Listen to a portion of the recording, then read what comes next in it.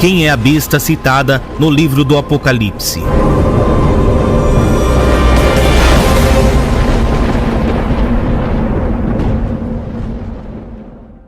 O livro do Apocalipse é um dos livros mais amplamente debatidos, tanto por estudantes bíblicos quanto por acadêmicos seculares. Em suas páginas estão registradas as advertências mais aterradoras e profecias explícitas que se pode imaginar. Bem-aventurado aquele que guarda as palavras da profecia deste livro. Um dos símbolos mais cativantes, porém frequentemente mal interpretados, das escrituras apocalípticas do Apocalipse encontra-se no capítulo 13, onde se fala da besta do mar, muitas vezes referida simplesmente como a besta. Durante séculos, muitas pessoas têm incessantemente especulado sobre a identidade da besta. No entanto, a Bíblia é o seu próprio intérprete. Ao comparar escritura com escritura e permitir que a Bíblia se interprete a si mesma, a identidade da besta torna-se indiscutivelmente clara. Ao examinarmos a Bíblia, percebemos que o capítulo 13 de Apocalipse, ao falar sobre a besta do mar, se cumpre de maneira clara e impactante em 3 dimensões: passado, presente e futuro. O primeiro sentido se refere ao próprio reino. O segundo, ao passado da liderança que comandou esse reino. E o terceiro, ao futuro, cumprimento e retorno da besta do Apocalipse, tanto como reino, tanto como cabeça. Hoje focaremos no futuro, na identificação da besta como homem e como representante do diabo na terra, que está prestes a retornar do abismo e se revelar a todos como a besta do julgamento. Apocalipse 17. A prostituta numa besta de 7 cabeças. Quando comparamos escritura com escritura, a identidade deste homem como antimessias torna inevitavelmente óbvio. 13 características que identificam quem é a besta do julgamento. 1. Se assenta sobre uma igreja e uma cidade. E a mulher, prostituta que viste, é a grande cidade que reina sobre os reis da terra. Observação: na profecia, mulher é igual à igreja. A prostituta, idólatra, portanto, igual uma apóstata, igreja idólatra. 2. A mulher está sobre a cidade dos 7 montes. Aqui está a mente que tem sabedoria. As 7 cabeças são os 7 montes, sobre os quais se assenta a mulher. Roma, a cidade dos 7 montes. O Capitólio, o Palatino, o Aventino, o Esquilino, o Célio, o Quirinale e o Viminale. 3. A mulher se adorna de púrpura e escarlate, e adornada de ouro e pedras preciosas. A mulher estava coberta de púrpura e escarlate, e adornada de ouro, de pedras preciosas e pérolas. A cor, para os bispos e outros prelados, é púrpura, para os cardeais é escarlate. A cruz peitoral deve ser feita de ouro e decorada com pedras preciosas. 4. A besta exerce poder sobre todos os habitantes da terra. Também foi-lhe dada autoridade todas as tribos, povos, línguas e nações. Não existe homem na terra com tanta autoridade como o próprio Papa. Este, além de soberano homem político, contém o poder religioso, o que o torna acima de qualquer presidente, ditador ou principado. Nós definimos que a Santa Sé Apostólica e o Pontífice Romano têm a supremacia sobre todo o mundo, sobre o qual não existe autoridade superior. O Papa Gregório se declara como direto e herdeiro da comissão ilimitada sobre todas as almas. 5. A mulher surgiu de uma área densamente povoada, com uma diversidade cultural. Também disse: as águas que viste, onde a prostituta se assenta, são povos, multidões, nações e línguas. A Igreja-Estado Católica Romana surgiu do meio de 10 tribos, monarquias originais da Europa: anglo-saxões, Inglaterra; germanos, Alemanha; visigodos, Espanha; francos, França; lombardos, Itália; burgundos, Suíça; suevos, Portugal; érulos, ostrogodos, vândalos. 6. A mulher completamente radicou 3 reinos quando ascendeu ao poder. Estando eu a observar os chifres, eis que entre eles surgiu outro pequeno, diante do qual 3 dos primeiros chifres foram arrancados.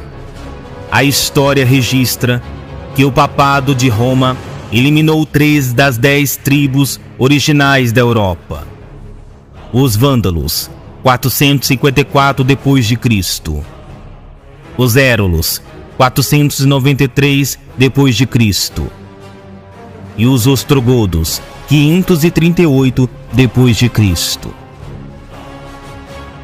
O imperador católico Zeno preparou um tratado com os ostrogodos em 487, o qual resultou na erradicação do reino ariano dos érulos em 493, e o imperador católico Justiniano exterminou os vândalos arianos em 534 e significativamente quebrou o poder dos arianos ostrogodos em 538. Assim foram os 3 chifres de Daniel, os érulos, os vândalos e os ostrogodos, arrancados pela raiz. Hoje não existe uma única linhagem que pode ser rastreada destes 3 reinos. Eles foram literalmente erradicados, arrancados pela raiz. 7. A mulher que a besta se assenta, faz guerra contra os santos. Então vi a mulher embriagada com o sangue dos santos e com o sangue das testemunhas do Messias. E quando a vi, admirei-me com grande espanto, que a Igreja de Roma derramou mais sangue inocente do que qualquer outra instituição religiosa que tenha existido na história da humanidade, não será colocada em dúvidas por nenhum protestante, estudante, acadêmico e sábios que tenham bons conhecimentos de história. É realmente impossível ter uma completa compreensão do extenso número de vítimas da Igreja Católica. Este fato é agravado pela complexidade e diversidade das experiências individuais, tornando a tarefa de quantificação não apenas desafiadora, mas talvez além do alcance do entendimento humano. Adicionalmente, é quase certo que não existe capacidade de imaginação suficiente que possa entender adequadamente o profundo sofrimento vivenciado pelas testemunhas de Arusha. O grau de dor e trauma que essas pessoas suportaram é de tal magnitude que transcende nossa capacidade de empatia e compreensão.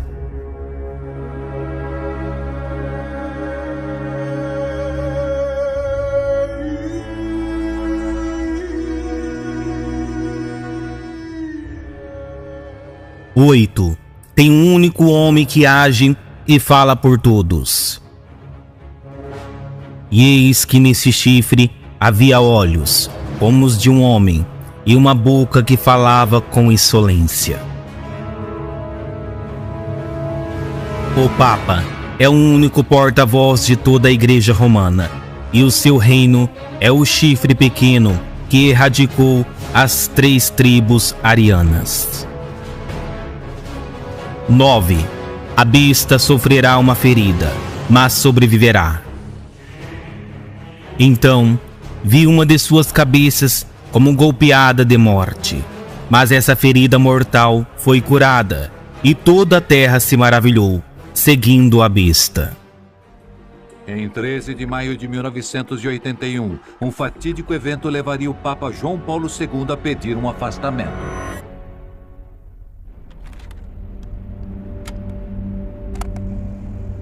Em 1981, eu estava numa rádio em Iowa. Eu estava no ar e, na época, o teletipo nos avisava da gravidade das notícias.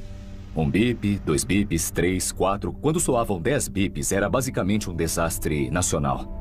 E eu estava no ar e eu ouvi o teletipo soando. Bip, bip, bip, bip, bip, e continuou. E eu fui direto até o teletipo, arranquei o papel e vi que o Papa João Paulo tinha sido baleado.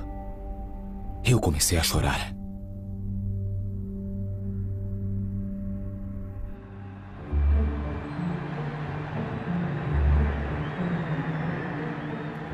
Em 13 de maio de 1981, João Paulo II estava entrando na Praça de São Pedro.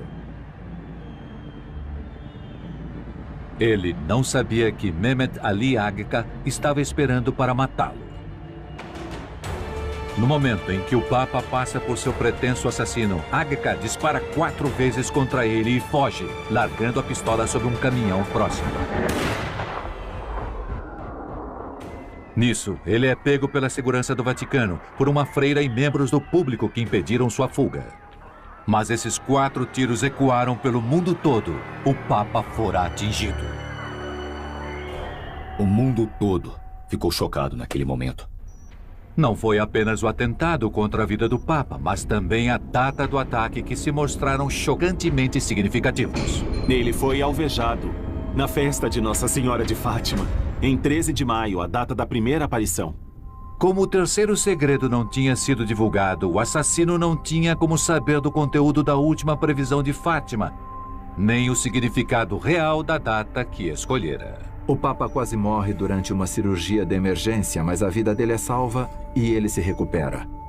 E ele pede que o terceiro segredo de Fátima seja retirado dos arquivos do Vaticano e levado a ele no hospital. Ele abre o envelope e lê a profecia. E imediatamente ele se convence de que a profecia era sobre ele. Ele entendeu que era um sinal de que o terceiro segredo estava sendo cumprido e que Nossa Senhora interveio para salvá-lo da morte. O Papa João Paulo II acabou por ser o primeiro a revelar o terceiro segredo de Fátima ao público. Mas ele esperou mais 18 anos para revelar o segredo. João Paulo II disse que uma mão disparou a arma e que outra mão guiou a bala. A primeira mão foi de Ali Agca e, a segunda mão foi de Maria. Na cabeça dele foi Nossa Senhora que o salvou. A bala que os cirurgiões extraíram e deram a ele acabou sendo levada para Fátima, em Portugal, para agradecer a Nossa Senhora por salvar a vida dele. Por um momento, parecia que a vida do líder espiritual mais influente do mundo estava por um fio. Enquanto o mundo aguardava ansiosamente por notícias do estado de saúde do Papa, uma profecia do livro do Apocalipse ecoava na mente dos sábios. Em Apocalipse 13:3, é predito que a besta que sobe do mar sofreria uma ferida mortal, mas sobreviveria. O atentado contra João Paulo II foi com toda certeza a realização dessa profecia.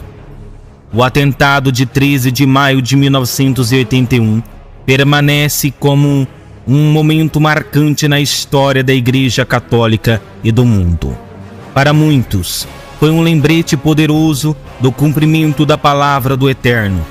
Este fatídico evento foi com toda certeza a confirmação da profecia bíblica e da sobrevivência da besta descrita no livro do Apocalipse. 10. O pontífice agora passa de papa para soberano rei. E são também 7 reis. 5 já caíram, e um existe, outro ainda não é vindo, e quando vier, convém que dure um pouco de tempo. Em todo momento da história da Igreja Romana, o pontífice romano sempre carregou o título de Papa, e não de rei, pois a Igreja não passava de uma instituição religiosa. Mas, para que se cumpra a profecia de Apocalipse 17:10, isso muda com a criação do Estado do Vaticano. 11 de fevereiro de 1929. Após grande discussão sobre o que fazer com a Igreja Católica dentro do território romano, é acordado entre Benito Mussolini e Pio XI o Tratado de Latrão, que iniciaria a contagem dos últimos 7 papas da Igreja Católica.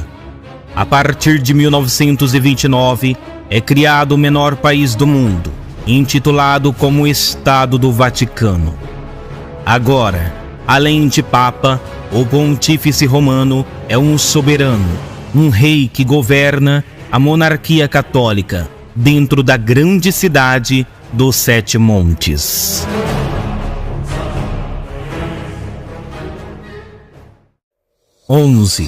O 8º é um dos 7 reis. E a besta, que era e não é, também é ele o 8º, e procede do 7, e caminha para a destruição. De acordo com a profecia das Sagradas Escrituras, nos últimos dias da terra haverá um último rei, que governará a grande prostituta, e será o que conhecemos como o Antimessias. Este rei é conhecido na profecia como o 8º, aquele que surge dos 7 reis. Em outras palavras, um desses 7 reis, após o tratado que criou o Estado do Vaticano, retornará ao poder novamente. Mas aí vem uma questão que gera controvérsias e muitas dúvidas. Como isso é possível, se os 7 reis já morreram? A Bíblia, no entanto, é o seu próprio intérprete. Portanto, é nela que você encontra a resposta. A besta que viste era e não é. Está para emergir do abismo e caminha para a destruição. E aqueles que habitam sobre a terra, cujos nomes não foram escritos no livro da vida desde a fundação do mundo, se admirarão, vendo a besta que era e não é, mas aparecerá. A profecia nos revela que a besta, a 8ª cabeça, que é uma das 7 cabeças que já esteve entre nós, retornará do abismo, e ela mesmo diz que o mundo todo vai se admirar ao vê-la retornando do abismo. Observação: abismo é o mesmo que sepultura, morte ou o próprio Hades. Portanto, a profecia está alegando claramente que a besta retornará dos mortos. Essa besta, que é uma das 7 cabeças, virá e reinará como o 8º rei romano. 12. O soberano deste reino identifica-se com o número 666. Aqui está a mente que tem sabedoria. Aquele que tem entendimento, calcule o número da besta, pois é número de homem. Ora, esse número é 666. Existem muitas teorias e especulações referente a este número. Em nosso canal, revelamos o sinal da besta, que temos total certeza que é o Shiro, um mesclado das letras originais do texto bíblico, o qual é traduzido como Xi, Xi, Stigma. Acesse nosso canal Tempos Proféticos e assista o vídeo completo. Mas, para identificar a besta, também devemos usar as letras em sua forma original, que é traduzida de forma separada, resultando em 666. Existiu mais de 200 papas na Igreja Romana, mas unicamente um papa tem o seu nome traduzido em latim para algarismos romanos e que resulta em 666. Johannes Pavlos II.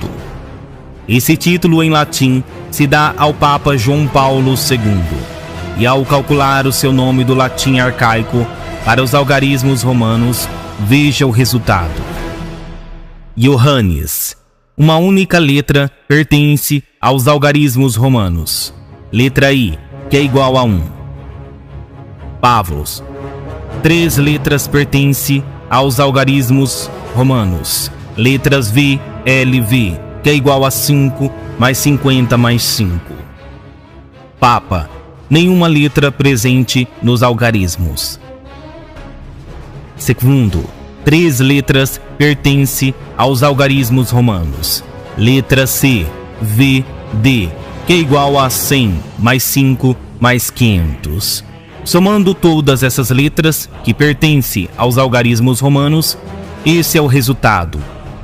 1 mais 5 mais 50 mais 5 mais 100 mais 5 mais 500, totalizando em 666. Ou seja, João Paulo II em latim dá exatos 666. 13. A besta é aquela que existe. E são também 7 reis. 5 já caíram, e 1 existe, outro ainda não é vindo. E quando vier, convém que dure um pouco de tempo. Contando a partir de 1929, a profecia de Apocalipse 17:10 nos revela que 5 reis haveria de cair. Pio XI, Pio XII, João 23, Paulo VI, João Paulo I. Após a queda dos 5 primeiros, Yahu-Hanan vê um que existia, um que governava em sua visão, e esse é João Paulo II. Após Yahu-Hanan ver este rei governando sobre a terra, ele vê o seu sucessor, e que este que sucederia a João Paulo II, segundo a profecia, duraria pouco tempo, e esse rei foi Bento XVI. Todos sabemos que Bento XVI surpreendeu o mundo em 2013 ao fazer do teu reinado um marco histórico, no momento que ele anunciou a todos a grande renúncia do século XXI. O papado é um cargo vitalício, portanto, uma renúncia é algo incomum na Igreja Católica, já que o cargo que o pontífice atua é até a sua morte. Neste momento, se cumpre a profecia do 7º, que iria durar pouco tempo, pois o mesmo renunciou. Portanto, seus 5 primeiros reis caiu, um existia na visão, outro que é o 7º duraria pouco, restou apenas o que existiu, e esse que existiu foi o 6º rei do Vaticano, João Paulo, Papa II. João Paulo II é a besta do julgamento. É este o Papa e Rei do Vaticano que existiu. Agora não existe mais, porém, retornará do Hades, do abismo, para ser o 8º rei do tratado. E este mesmo será aquele que vem para a sua própria destruição. As 13 características de João Paulo II, que nenhum Papa jamais em toda a história realizou. O maior velório de todos os tempos. 2 bilhões de pessoas em todo o mundo assistiram o seu funeral. Nasceu e foi velado no mesmo dia que acontecia um eclipse. O primeiro Papa a pisar em uma sinagoga. O primeiro Papa a pisar em uma mesquita. Quebrou a União Soviética. Derrubou o Muro de Berlim. Executou o diálogo interreligioso, unindo todas as religiões do mundo. Viajou por 129 países. Se assentou com 1.600 chefes de Estado de toda a terra. Sofreu atentado e sobreviveu. O único Papa vigiado 24 horas por dia. Seu corpo foi meticulosamente preservado através de processos químicos, aguardando aquele grande dia. Sepultado sob a imponente Basílica de São Pedro, ele é monitorado incessantemente 24 horas por dia por câmeras que transmitem ao vivo no site do Vaticano. Em seu jubileu, no ano de 2003, suas palavras foram: na crença dos pontífices romanos, quando um papa morre, passa a ser homem. João Paulo II certa vez confidenciou: eu não morrerei completamente. Não morrerei completamente. Seu nome em latim resulta em 666. Só existe um homem na Terra que teve tamanho poder e influência global. E esse homem foi o mais amado, venerado de todos os tempos. Não houve homem como este. Nem mesmo Yahushua recebeu tanta honra e tanta glória sobre a face da terra como este homem que existiu. Este homem é João Paulo II, a besta do julgamento. A surpresa e o orgulho com este sucesso eram comentados por romanos e pelos viajantes em todos os cantos nesta sexta-feira. Nós já estamos no sábado, nas primeiras horas do dia 9 de abril de 2005. O corpo de João Paulo II está sepultado. Para a história, fica registrado um momento que o mundo não tinha visto antes. Uma homenagem planetária. 12 dias desde a Páscoa. O domingo em que prendemos a respiração.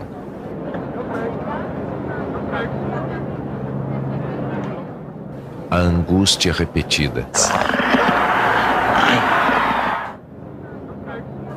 No último dia de março, era hora de se preparar. A notícia de que o Papa está se alimentando por uma sonda inserida no nariz está nos principais jornais internacionais. No 1º de abril, todos esperavam, mas ninguém queria acreditar. O estado de saúde do Papa João Paulo II se agravou profundamente nas últimas 24 horas. Faz apenas 6 dias. Dia 2 de abril de 2005. O Vaticano acaba de confirmar a morte do Papa João Paulo II às 4h30 da tarde deste sábado. Menos de uma semana. As declarações de pesar de chefes de Estado, chefes de governo, religiosos católicos, líderes de outros credos. Nos incontáveis cantos do mundo, as missas, as orações. No Vaticano, multidão. Há 5 dias, na Praça de São Pedro, a revelação da mensagem escrita para o 2º domingo de Páscoa. A mensagem derradeira. Para a humanidade que parece perdida e dominada pelo poder do mal, do egoísmo e do medo, o Senhor ressurgido oferece o seu amor, que perdoa, reconcilia e reabre o ânimo para a esperança. Riconcilia e riapre l'animo alla speranza. E faz apenas 4 dias. As pessoas eram milhares, e os milhares eram centenas. As pessoas eram milhões, e se reuniam na praça repleta, e se juntavam nas ruas em volta, serpenteavam esquinas de Roma. A cidade se ressentia da fila que se alongava, e faz apenas 2 dias, a fila do adeus foi interrompida. Estamos entrando na Basílica do Vaticano, o coração da Igreja Católica. Os segundos diante do Papa são os de uma despedida. Um adeus a alguém que se dedicou quase 27 anos a defender a paz. E chegaram os eleitores. E vieram dezenas de eleitos. Mobilizaram-se ainda os monarcas e os compatriotas, os fiéis, os peregrinos. Estão todos aqui na Praça de São Pedro nesta sexta-feira, aqui e em toda parte, diante dos olhos de 2 bilhões de pessoas no mundo inteiro. Teria que ser mesmo assim o funeral do Papa mais popular da história, aquele que mais soube usar o poder valioso da comunicação.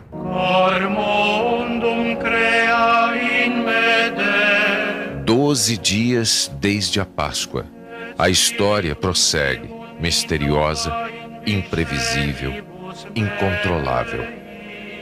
Prosseguiremos todos assim, impressionados, emocionados, modificados.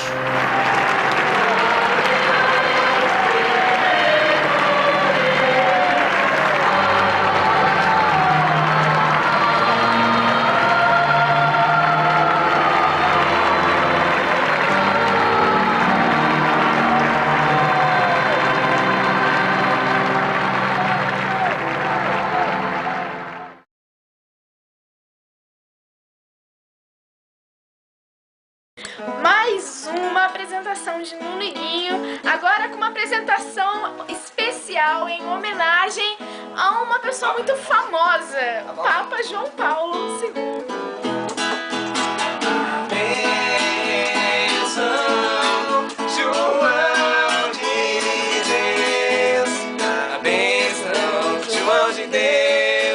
Nosso povo te abraça, a bênção, João de Deus, a bênção, João de Deus, nosso povo te abraça. Papa João Paulo, que beijou a nossa terra, dá um beijo de paz nas famílias. Dá um beijo de harmonia nos lares, de reconciliação nos casamentos. Olha para o Brasil, Papa São João Paulo II. Olha para a nossa realidade. Quer dizer que começou. Foi um acontecimento inacreditável no abrigo de Sem Teto da Rua 6. Há relatos de diversos milagres. Da cura de uma garotinha com leucemia até um homem que recuperou a visão após um acidente industrial. Ainda não sabemos o que causou os Centenas de pessoas se reúnem na frente do abrigo na esperança de também serem curadas. E naquele momento, senti minhas pernas de novo. Não foi um acontecimento isolado. Foram centenas de pessoas documentadas que se curaram. E não existe nenhuma explicação médica para isso. Então, o que é? De onde é que vem esse poder? Ele é divino? Eu não sei. Só quero ajudar o máximo de pessoas que eu puder.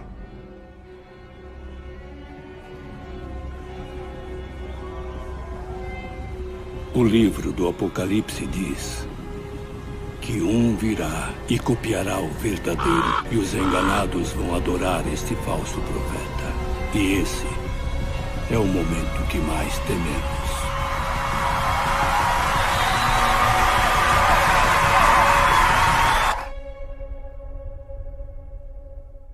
Este é o espírito do anticristo que todos ouviram que viria e que agora caminha sobre a terra.